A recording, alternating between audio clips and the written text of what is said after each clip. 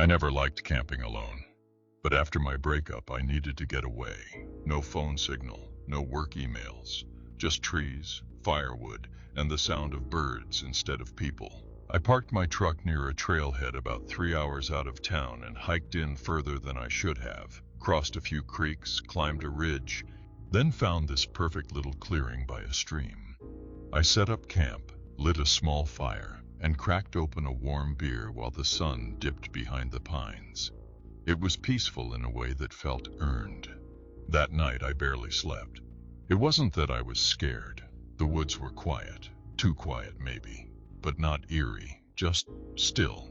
It was more like my body didn't trust the silence, like it knew something was wrong before I did. The next morning I took a walk past the ridge to scout the area. That's when I saw it, rising between the trees like a rusted finger pointing toward the sky. A chimney, a big industrial one, too wide to be from a cabin. It was blackened at the top, covered in ivy. Curiosity pulled me closer. I figured maybe it was an old sawmill or some long-forgotten outpost from the 50s. But as I pushed through the overgrowth, I realized this wasn't some tiny structure. There was a building, half collapsed, red brick, its metal roof curled in on one side like a dying flower. The front still had the remains of a sign above the door, faded and weather-worn. Grumble's Sweets. A candy factory out here. No road, no driveway, just forest. Inside, the factory was almost pitch dark. My flashlight barely cut through the shadows. Most of the windows were shattered or boarded. Every step I took echoed way too loud. The air smelled strange, like burnt sugar and mildew, sickly sweet. The front room had old office chairs, broken desks, and a layer of dust thick enough to smother. Yellowed safety posters hung on the walls with slogans like "Sweetness starts with safety" and "Clean hands make clean candy." I moved deeper into the factory. The machines were still there, hulking, rusted candy-wrapping arms and mixing drums frozen mid-motion. Conveyor belts sagged like dead snakes. On one table, I swear there were still some old wrappers, blue foil with cartoon bears on them. The logo was the same as the one on the door. Grumble's Little Munchies. I remembered those. My grandfather used to give them to me as a kid, but they stopped making them decades ago.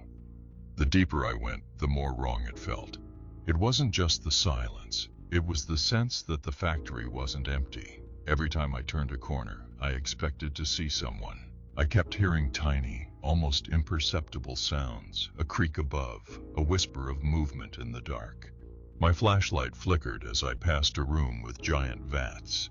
One of them still had something inside, molasses or syrup, hardened into a black crust. The factory was rotting, but something had been moving through it. There were footprints in the dust, barefoot, long, toes splayed unnaturally wide. That's when I should have turned back. But I didn't.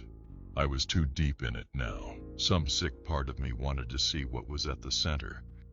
There was one more door, metal, dented, smeared with something thick and dry. The handle was sticky. I pushed it open, and the smell hit me like a wall. Sugar, yes, but mixed with rot. Inside was what I can only describe as a shrine to candy. The room was dimly lit by a skylight caked in grime, but I could see enough. Piles and piles of old sweets stacked in corners, melted, fused together. Candy canes snapped in half, jars of gumdrops, now gray and fuzzy, licorice ropes knotted into strange symbols. And then I saw him. At first I thought it was a mannequin, too still, too thin, but then it twitched. He was crouched in the corner, facing away, his spine unnaturally arched, vertebrae protruding like hooks under waxy skin. His limbs were too long, arms stretched to the floor, fingers curled around something he was eating. It was a jawbreaker the size of a fist. He brought it to his mouth and crunched through it with teeth that didn't belong in a human skull. I stepped back. The floor creaked. He froze. I swear the whole building went silent, not even wind. Then, slowly, he turned his head. His face was stretched, almost childlike in some ways. Nose too small, mouth too big. His eyes were bulbous and filmed over, like he hadn't seen sunlight in years. He tilted his head at me, like he didn't understand what I was. And then he screeched. Not a scream, something worse. A gurgling, high-pitched wail that echoed down every hallway behind me. My legs moved before I could think. I ran. I didn't care where I went. I just ran. Through collapsed hallways, across rusted catwalks. The thing moved fast.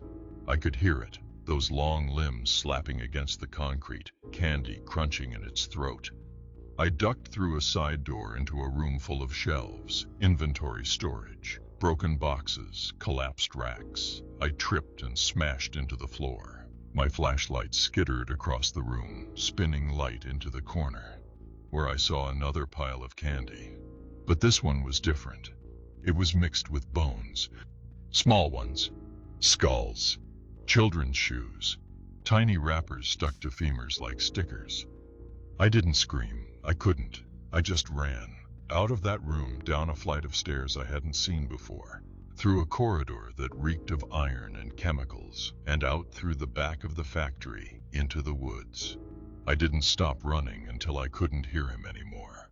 I made it back to my camp by sunset, shaking, bloodied from branches. I packed my gear with shaking hands and didn't even bother rolling the tent. I didn't sleep that night. I just kept the knife close and the fire closer. I tried to find info on the confectionery when I got back. There's almost nothing. A small news blip from 1983. Factory closes amid contamination claims. No lawsuits, no investigation, no names. It's like it was scrubbed. I don't tell people this story anymore. Not really. No one believes it. They say I hallucinated, ate something weird in the woods, dreamt it all up. But I know what I saw. I know what I heard. I still have nightmares of that screech, of those eyes, of the way he crunched through candy like it was bone. And sometimes, late at night, I swear I catch the scent of sugar on the wind. But it's never sweet. It's rotting.